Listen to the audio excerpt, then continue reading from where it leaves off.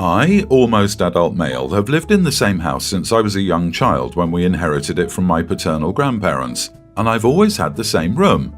Being so young, I never got to choose my room when we moved in, but honestly, I think I got the best one.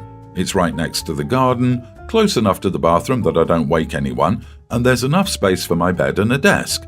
However, my mother wants me to move out to give the room to my younger foster sister, Dee Dee. To be clear, Dee Dee has a room. My biological sisters, let's call one Amy, 25, and the other Brenda, 22, have moved out. And while Amy's room has been turned into a new office space since we're working from home, Dee Dee has been given Brenda's old room.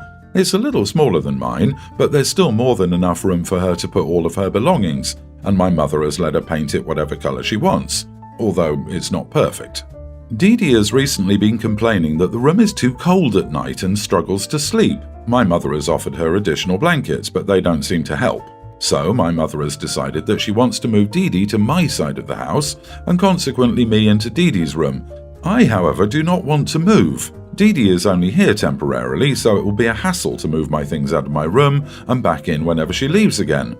Also, my mother and her social worker allow Dee Dee to scribble on the walls in crayon, and I don't want my bedroom covered in poorly drawn cats and fish. My mother is unhappy that I'm unwilling to move, which I can understand as she's put up with Dee Dee's complaining, but I don't think that I should have to sacrifice my room. Brenda came over for a barbecue, and she and my mother lectured me on my selfishness, complaining about my attitude. I understand that my mother would prefer I agree to swap rooms, but I really don't think that's the solution. Brenda has messaged me a few times to tell me to make life easier for our mother and that it's only temporary. Update: am I the idiot for not giving my room to my foster sister, even if it'd make life easier for my mother? We looked into it, and although many suggested it, Dee Dee would not have been allowed to have a heater in her room at night, as it's a hazard, and usually she doesn't have an issue in the room until long after she's gone to bed, so it'd be pointless to heat the room up in the day. As someone here pointed out, my room has a door to the garden, and allowing foster children unsupervised access out of the house is never a good idea, and I doubt the social worker would have approved. I did point out my mother's hypocrisy, as many suggested, at refusing to give up her own room, and she seemed to drop it after that. So many people had suggestions, and I tried to look into all of them. One suggestion was a weighted blanket that someone described to feel like a hug, so we have bought one of those. It was the equivalent of $27, so not a bad find, but unfortunately, that did not seem to help any more than the other blankets. We also gave her my old hot water bottle. It's got one of those fluffy cases that look like a penguin, but that didn't work either, and she still didn't want to sleep in her bed at night. However, someone suggested a blanket that looks like a mermaid's tail, so we bought one, and she absolutely loves it. She's had the blanket for 2 nights now, and there have been no complaints. We're hoping that it's all been sorted out. In regards to my relationship with Dee Dee, some people commented that I harbored resentment. I want to make it clear I do not. I know it's not her fault my mother makes weird decisions on her behalf, and I don't blame her for being fostered. I took the advice and made a pillow fort with her, and we hung up fairy lights to try to make the room feel more like her own, and I bought her some stickers that she's now covering her headboard with, so she seems to be doing all right. I'll admit that we're not as close as my biological sisters and I, and that perhaps I could make more of an effort, but I have a lot going on right now and she doesn't seem to mind. See, this is such a beautiful example of being caring and responsive towards others' needs while maintaining healthy boundaries for yourself. If you had given up your room, you would likely have felt frustrated and resentful, which I don't think would have helped your relationship with Dee Dee. But I love that you all kept trying to find something that would make Dee Dee feel better. She's lucky to be with such a caring foster family. Good to hear. If a weighted blanket didn't help, but a mermaid tail blanket did, I think it was more of her not wanting to be alone than the cold itself. Nonetheless, happy to hear you tried several options because it sounds like that paid off, and she's doing better in her own room now. We all get busy at times, but you're doing an excellent job. I just realised that you're the same poster whose mum wants you to give up your room and change your grad trip, all to benefit your just-arrived foster sister. I hate to say it, but your mom is trying too hard, and you are coming off much more mature than she is. I know she wants Dee Dee to feel welcomed, but she's going to alienate you. Not sure she should be a foster mom. Could it be empty nest syndrome that's causing all of this? Mad respect for how you are handling all of this. I think I would have definitely lost my cool. My husband and I had our first baby together a few months ago. We're overjoyed, but like any new parents, we're struggling. My husband recently started posting about how exhausted he is, how having a newborn is exhausting and draining. He posts about everything he does. Talks about the fun, calm times he sacrifices. Sleepless nights, but he goes to bed at 10 and wakes up at 9. He tells friends about how demanding it is to be a new parent, completely acting like he's a single dad or something, which is strange because everyone around us noticed how he was acting. He does little compared to me. I do most of the hard work from feeding and changing diapers, bathing, while he does occasional simple things like going to the store, cleaning the bathtub, changing the sheets, etc. I thought he was just venting. But I had family and friends asking if my husband is okay, and why I was making him overwork and not giving him a break. I was scolded by my own parents after seeing his posts. Yesterday, I talked to him about what he's been doing and how he was exaggerating his posts about his contribution to our son's care and house chores. He said there was nothing wrong with what he was doing. I said there actually was. Told him he's out there and on social media complaining all the time, so much that everyone thinks I'm sleeping 24/7 and doing nothing. He argued that he wasn't lying. I said, well, he wasn't the one who went through the challenging birth experience, that I was struggling for 9 months with intense symptoms, and my birth was challenging. I've never experienced anything more difficult. I have several medical issues, by the way, and I'm still recovering. I'm not trying to minimize his struggle, but whatever he's dealing with, I'm suffering 10 times more than him. Despite the physical and emotional stress, I keep my mouth shut and just get things done. He snapped, saying he couldn't believe I made it all about me and that he has the right to be able to vent and say whatever, whenever he pleases, wherever he pleases. I asked what's up with this attitude. I mean, he's always been the woe is me type, but he's making me look bad to everyone, and that's not okay. I asked him please stop or get himself some therapy if he's feeling overwhelmed. He looked at me shocked, then argued that I needed to stop policing his words and opinions and trying to tell him what to feel and how to deal with it. He went into the office. Minutes later, I saw a new post from him talking about me thinking he's not doing enough and acting as if me going through labor and birth makes me a better parent than he is. I might have been too harsh, but now he's getting others involved. Not the idiot. Wait, he's going to bed at 10 p.m. and getting up at 9 a.m.? I'm sorry, but what? He's getting a solid 11 hours sleep a night in a house with a newborn baby and complaining online about how tiring it is? He needs a reality check like yesterday. I don't even have kids, but I've seen enough of my friends with babies to know 11 hours straight of sleep is unheard of. You are not the idiot. The petty part of me thinks you should start posting photos of him asleep at 10 p.m. and still sleeping at 8 a.m. Respond to his post saying you can't believe he has time to go on Facebook when he's busy doing everything. Honestly, he shouldn't be talking about stuff on Facebook. It also sounds like he's pretty happy to diminish your contributions, and he doesn't care how other people see you as long as he gets to scrounge for attention. Not the idiot at all. It sounds like you two have really different interpretations of your division of labor, but beyond that entirely, for him to be posting things that invite this level of criticism of you is really inappropriate. Maybe the challenging pregnancy and birth wasn't 100% relevant to the current parenting conversation. Still, it's concerning that he's more interested in his own feeds than he is in how they make you feel and the conversations you're having to have because of them. You've got a social media problem as well as a household and parenting problem, and I'm sorry you're dealing with it. I know this sounds bad, but hopefully you'll see where I'm coming from with some background. My 49 daughter, Kate, is 19 and I love her very much. We have a very close relationship. Kate has always been very feminine and has had crushes on boys since she was in kindergarten. When Kate was in school, she was really into reading young adult books, which often had gay principal characters.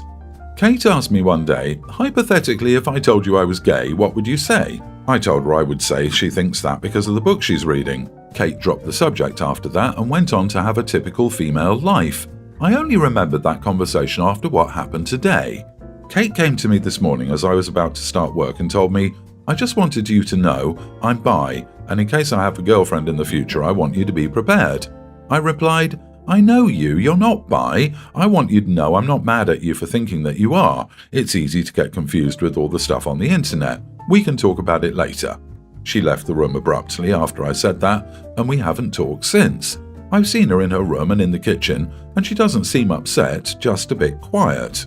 She's never had a relationship, so how could she know she's bi? I knew many gay men and lesbian women in college, and I'm friends with people of various orientations, so I know my daughter is not like them. That sounds bigoted, but I don't mean it in that way. I just know my daughter well and know she can be easily confused by the influences online. My daughter and I have talked about men often and how she wants to have a boyfriend. Kate has also expressed wanting children and wants to have a home birth eventually, so she doesn't mean to adopt. Nothing indicates that my daughter would be happily married to a woman. I don't want to be one of those terrible homophobic parents, and of course I wouldn't kick Kate out even if she remains adamant about her new orientation. I don't know how I will help her see that she really isn't bi without coming across as a bad person, but I want to help her. It seems that within her generation, there is so much pressure to be something different than the norm, and I want my daughter to accept that it's okay to be vanilla and you don't have to label yourself as something you're not to get attention from your peers. I'm afraid she might think I'm the idiot. Exposure to information does confuse people, but this could be a big identity moment for her, and you kind of ruined it. Also, by your own logic, how could she know she wants to give birth if she hasn't even done it yet? See how stupid that sounds? You are the idiot, big time. Go apologize. Ha ha ha, that's great. Imagine if people applied that logic to everything.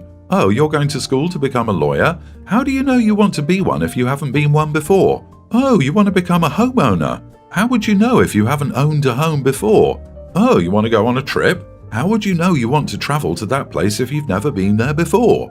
If she tries on this label and doesn't fit her long term, it doesn't actually hurt anything. You don't get to define her attraction because she doesn't act how you think bi people act. She hasn't discussed her attraction to women with you because she wasn't comfortable doing so before, with good reason it seems. This isn't up to you. You're behaving like an idiot about this. You are the idiot. Please just love your daughter and don't tell her you know better about her attraction. You are the idiot. My mom did the same thing. Your kid felt entirely free to express the hetero side of herself but never felt the ability to do the same with any other part of herself, and it's pretty clear why she felt that way.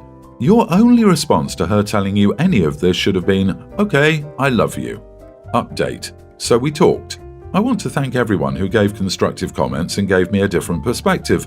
I told her I'm sorry for trying to tell her what she is. I said she can date who she wants, and I will support her as long as it's a healthy relationship. She thanked me and said she knows I'm old and don't really get it, but nothing has to change. I asked her if she's ever had a girlfriend and she said no, but she's kissed a girl. I told her I also kissed a few of my friends in college, so we had a nice chat about it, I think. I won't pretend my opinion has totally changed, but taking advice from the comments, I'm not going to tell her that, and what I think doesn't really matter. I, 24 male, and my friend and his fiancée, 23 and 21 female, were at the same bar the other night. We weren't planning to meet up there, we just happened to run into each other. Pretty late into the night, about 1 a.m, I was outside, catching up with another buddy when they came out and got into a pretty bad fight. I'm not exactly sure what it was about. Something about another girl. Either he was talking to someone and getting too familiar, or he gave someone his number. He was angry and she was drunk, so not much either one of them was saying made much sense. He was their driver. He basically told her to go away and find her own ride. She angrily said she didn't want to be in a car with him anyway and went back into the bar. I went over to her, asked if she was okay, and she said she was. I'm not that close with her, so I left it at that. She was still with her friends, so I figured she was in good hands. An hour later, the bar was closing. I hadn't been drinking. My work starts at 3:30 a.m, so I sleep during the day. Bars are the only place open when I'm up. My buddy's girl had been, though, and all of her friends had left except for one guy who was pretty drunk himself and chatting up this other guy near the bathroom. I asked her if she needed a ride. She wasn't really able to form a coherent answer, so I took that as a yes. We live in a small town. I know where she lives because I used to get tutored by her older sister back in high school. I drove her to her parents' house, gave her sister a call who comes out and meets us at the door and takes it from there. The next day, my buddy starts blowing up my phone saying I disrespected him for driving her home, and I should have called her an Uber because I shouldn't be spending alone time in a car with her like that. My other friend, who knows about the situation, said he understands why I did it, but there are implications now that something happened between his fiancée and me. I think that's a lie. I wouldn't hook up with my friend's girl or a girl that had been drinking like that, and I'm not talking bad about people who drive for Uber, but I think it'd be messed up to hand her over to a stranger, but I've never used an Uber or anything, so maybe I'm out of touch here. I need to know if I should text the two of them and apologize. Am I the idiot? Not the idiot. You were a safer option than a girl alone in an Uber in the middle of the night. From the sounds of their fight, your friend is a cheater, and that's why he suspects you and his fiancée would do the same. It's sad that OP cared more about fiancée's safety than the man who supposedly plans to spend the rest of his life with her. She was so vulnerable, being that intoxicated. I think you're right about the friend. Most guys would be glad that their girlfriend wasn't given over to a strange driver when they were so drunk they were incoherent. Either the friend is projecting, or he's the kind of mean guy who was hoping that girlfriend would get in any situation where he could claim suspicion about her actions that night. Worse than that, who leaves their fiancé in an unsafe situation? It doesn't matter how bad the fight, you shouldn't just leave without making sure they're going to be okay. And he didn't even check on them, like call her friends or whatever. The fiancé found out the next day. Geez, OP's massively not the idiot. Her fiancé, though, what if something terrible would have actually happened? Dude, you're awesome and did the right thing 100%. I'm pregnant with our daughter. It's our first kid for hubby and me, and we are ecstatic. When we found out we're having a girl, we were dead set on the name from the start. We won't say it for personal reasons, but we refer to her as Baby M.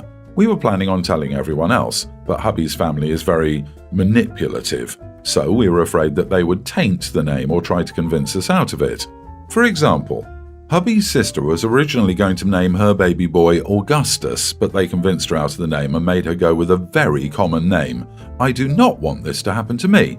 So when we told mother-in-law that we will be having a girl and we'll be referring to her as Baby M to family and friends, and that we would be announcing the name at birth, she freaked out. She said that we were cheating her out of a relationship with her grandchild and proceeded to bad talk us to hubby's family.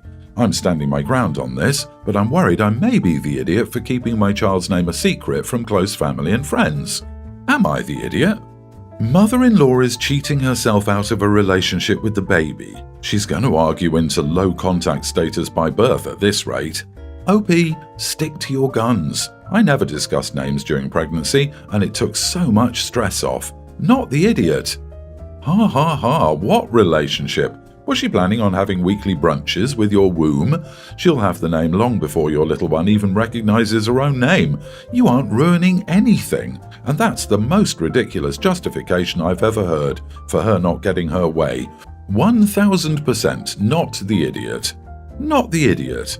The only reason she wants to know is so she can bully you into picking a basic name. My sister told everyone my niece's name and everyone pushed back on it. Nora Jean, by the way. It was too vintage, wasn't a family name, etc. So no one except me knew my nephew's name. LOL. I worked with a guy who gave every pregnant woman's bump a fetal name.